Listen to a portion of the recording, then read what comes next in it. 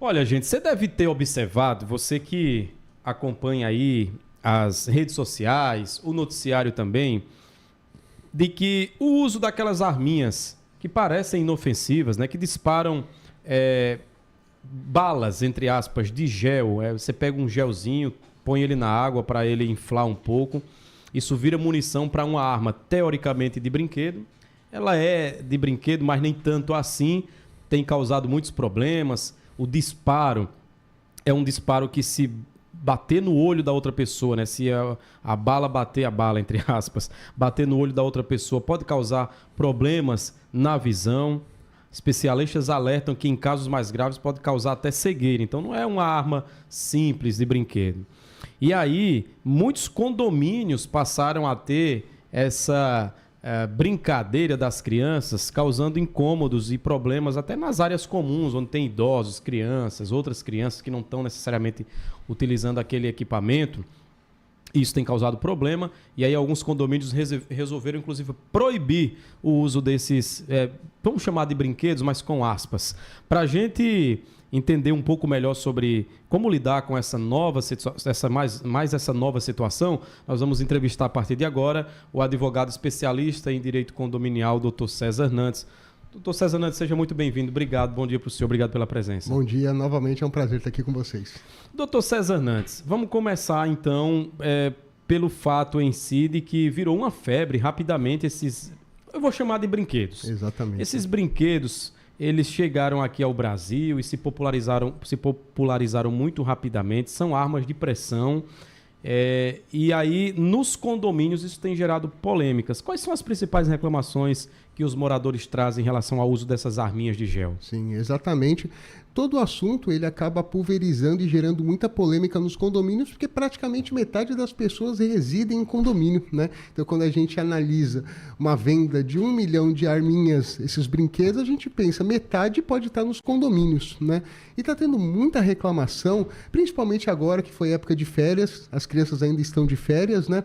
Eles geram muita gritaria nesse tipo de brinquedo, mas isso não é só o problema são pessoas que estão sendo feridas, né? Pessoas que isso acaba recebendo uma bala dessa e que no olho pode até causar cegueira, como você comentou, né?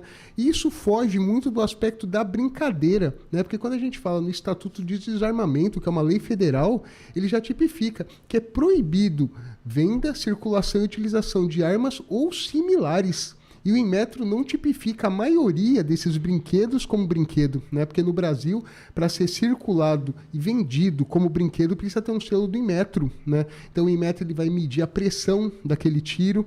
Ele já obrigatoriamente ele coloca que a ponta tem que ser laranja ou vermelha para ser brinquedo, só que na maioria desses brinquedos importados, as pessoas acabam retirando porque é removível. E aí fica aquela dúvida, é um brinquedo ou é uma arma? Pois é, e a gente estava falando é uma arma de pressão e não é uma pressão qualquer. Eu já vi crianças brincando, é uma pressão forte. Se bate na pele, machuca, deixa marca.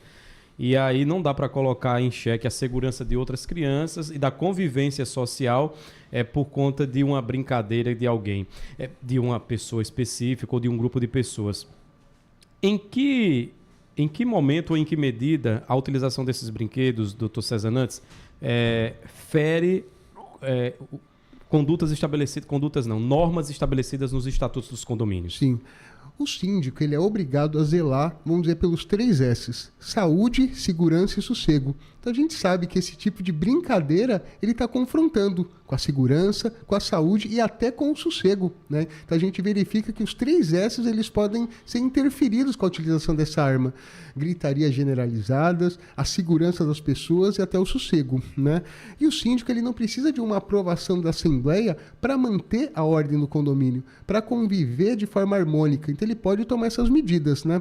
A gente não é crime você utilizar esse tipo de arma. crime é quem vende, né? Crime é quem fabrica. Mas isso pode se tornar um crime. Quando? Quando essa pessoa que está utilizando ocasiona uma perturbação coletiva ou até uma lesão corporal. Então, utilizar em si não é crime, mas a gente sabe que isso pode ser tipificado posteriormente se ocorrer essa lesão corporal, essa perturbação, né?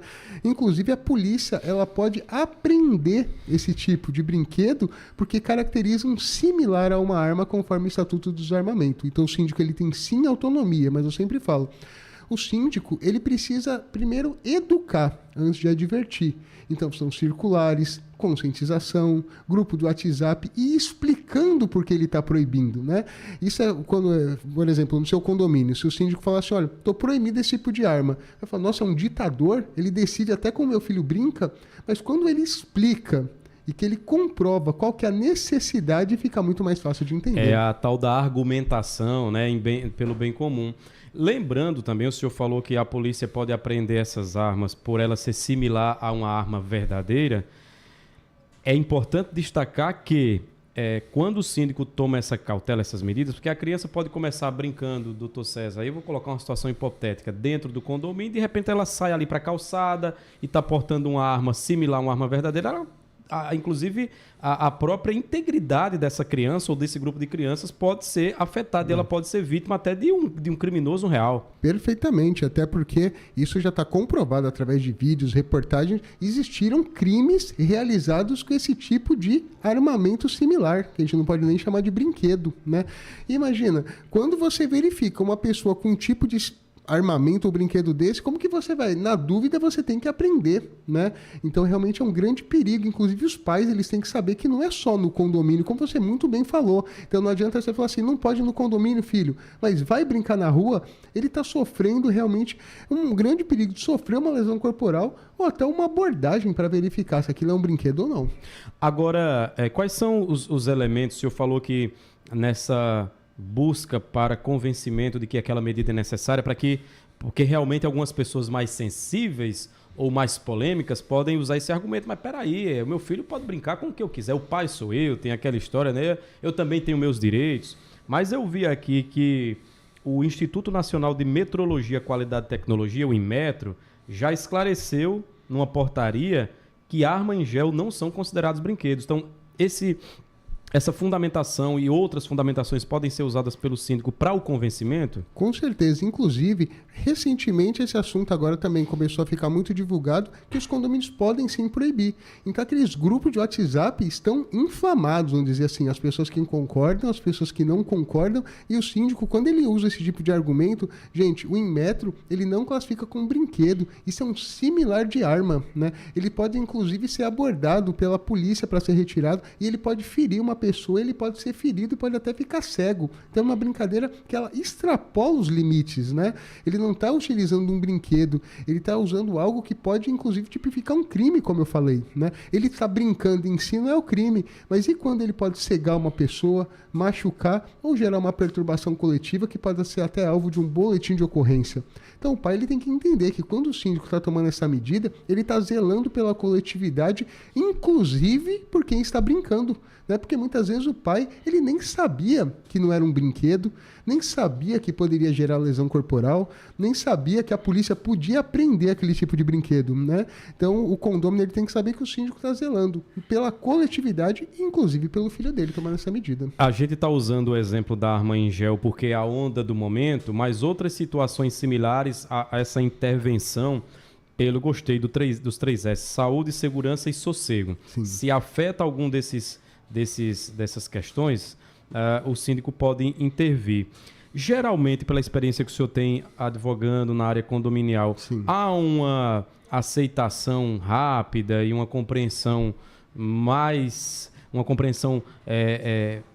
digamos, maior do que a negativa nesses casos? Está sendo, é natural que isso aconteça. Natural. O bom senso prevalece. É isso que eu ia falar. A gente não pode esperar bom senso da unanimidade. Mas no condomínio a gente tem que entender que esse bom senso ele vai ser a maioria, né? E o síndico, ele quando administra um condomínio, dificilmente ele vai alcançar a unanimidade, mas ele tem que zelar por toda a coletividade, né? O condomínio, ele tem que exercer a democracia, assim como a sociedade, mas tem situações que não dá para exercer a democracia. Olha, pessoal, a gente pode autorizar nossas crianças a utilizar equipamentos que não são brinquedos e que podem causar lesão corporal? Ele não tem que deixar essa decisão. É o que a gente falava muito na pandemia, né? A lei, a coletividade estava acima do interesse individual. Quando o síndico bloqueava salão de festa, piscina, churrasqueira, ele não levava essa decisão para os condôminos. Vocês querem usar? Não. Ele bloqueava. Então, nesse tipo de medida também desses brinquedos, ele bloqueia, mas é o que eu recomendo novamente, como a gente conversou. Explique por que você está... Mostre que você está visando os interesses, a saúde, segurança, não sei como a gente fala, que é o que o síndico nem precisa ter tipificado no regimento interno, na convenção, em assembleia, porque pode ter esse tipo de argumento. Nosso regimento não fala que não pode utilizar esse tipo de brinquedo. Não fala, realmente. Mas fere por isso, por isso e por isso. Leve para a Assembleia. Não, a Assembleia não tem competência para aprovar algo que foge da legalidade. Né? Em que casos é preciso acionar a Justiça para garantir esses 3 S's? Sim. Sobretudo em casos em que está meio óbvio e clara a necessidade de intervenção, mas mesmo assim a resistência por parte de algum condômino. O síndico ele tem poderes meramente administrativos. Ele pode advertir, ele pode multar, sempre com base no que a convenção e o regimento prevê. O valor, se vai ser reincidente, vai dobrar, se precisa de uma advertência inicialmente, mas acaba aqui. O Código Civil permite o condômino antissocial, que é aqueles que por reiteradas práticas está interferindo na vida social. Ele pode ser até expulso do condomínio, mas a gente sabe que são medidas extremas e após uma sentença transitada em julgado. Então o síndico ele sempre tem que verificar advertência, multa, sempre lembrando que esse tipo de penalidade ela não tem um caráter arrecadatório, ele tem um caráter educativo. Olha, você não fez, te adverti, não fez, multou. E depois cobrar essas multas. Porque para caracterizar o antissocial, ele precisa interferir na vida como um todo da coletividade. Logicamente, numa situação dessa extrema, até poderia ser um condômino antissocial, aquele que, mesmo sabendo que não pode, atira nas pessoas, grita, interfere a vida como um todo, acaba até desvalorizando o patrimônio. Quando a gente comprova isso, o Código Civil ele permite que essa pessoa seja expulsa do condomínio. Ah, tá. Eu não sabia desse termo. Condomínio antissocial, é isso? Condomínio antissocial. Ah, condômino. É aquele condômino que toca o terror. Exatamente. É o mala mesmo, é o né? mala. Ele pode ser expulso, Pode ser expulso. Ele não perde a propriedade, mas ele tem que sair. Ele pode alugar, pode emprestar. E assim... Mas isso é uma situação extrema, né, doutor César? Extrema, mas acontece agora todo ano, porque isso foi trazido pelo novo Código Civil, que não é novo, de 2002. Né? Então a gente já tem ele há 22 anos, mas era o novo. Eu participei quando ele entrou em vigor. E que a gente imaginava, será que um dia alguém vai ser expulso? E como o judiciário ele é lento e precisa ter uma sentença transitada em julgado e corretamente, é uma medida muito extrema alguém ser expulso da sua residência, né?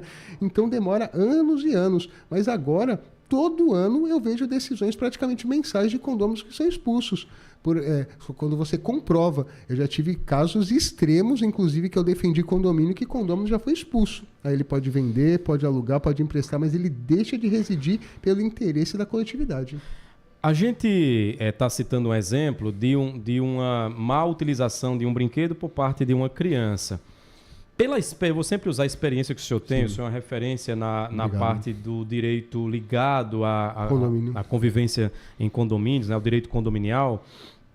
Os problemas que geram conflitos, geralmente eles são mais ligados a práticas inadequadas de crianças, ou então pets, ou então piscina, ou então barulho, ou então o churrasco que convida todo mundo.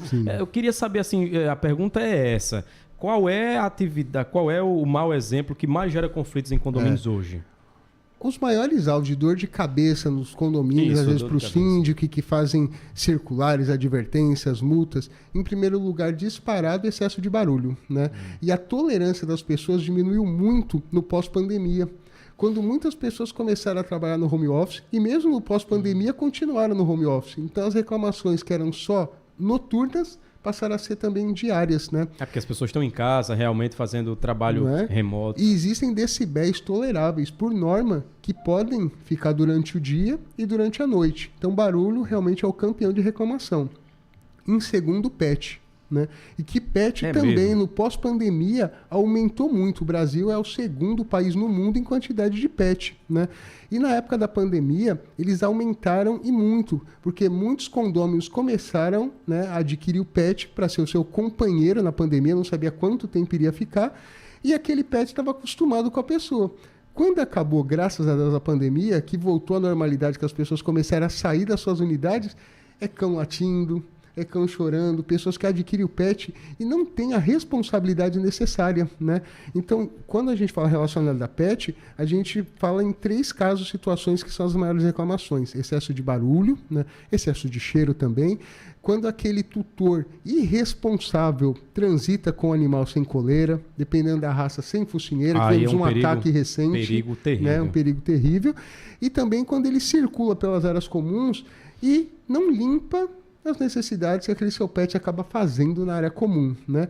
E por último, também tem muita reclamação em infiltração, né? Quando a gente tem uma infiltração, às vezes o condomínio não sabe se é de um apartamento a responsabilidade ou da fachada. Aí vira então, aquela confusão. Campeões. E a gente sabe, né? Quando a gente está em casa, o nosso lar é sagrado. Ninguém quer uma goteira na cabeça, né? Ninguém quer, doutor César Nantes.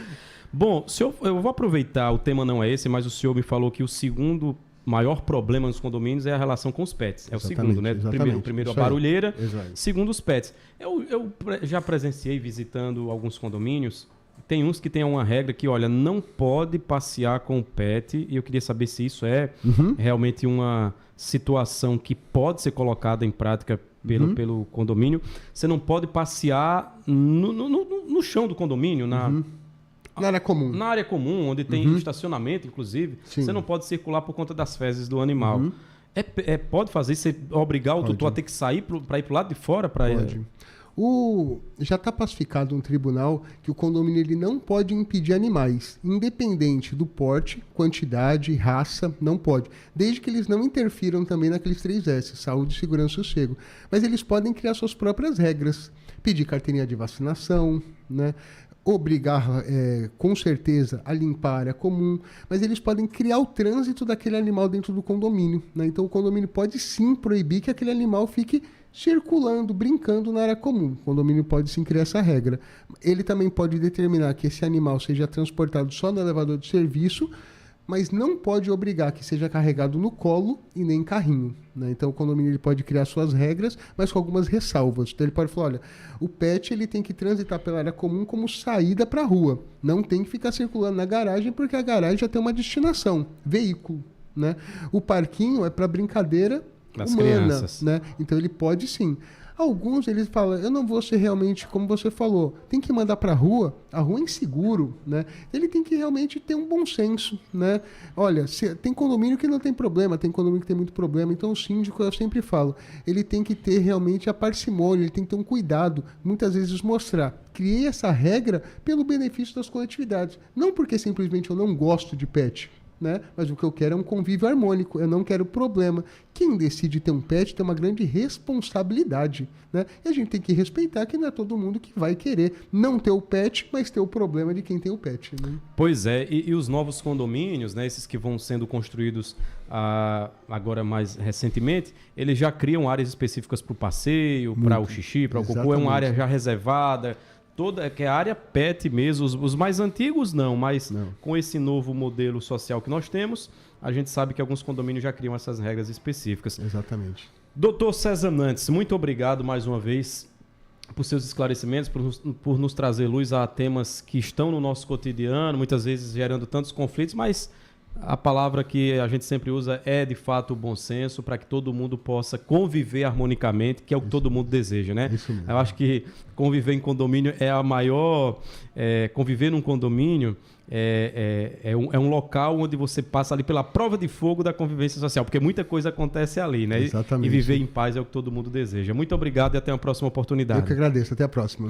Doutor César Nantes é advogado especialista em direito condominial, conversou conosco sobre principalmente, né, o tema central, a gente acabou transitando por outros temas, mas o tema central foi a segurança dos condôminos em relação à utilização daquelas arminhas que parecem inofensivas, mas podem causar acidentes, machucar ali quem está na convivência social, as famosas armas de gel, que já vêm sendo tiradas de circulação em alguns estados, inclusive.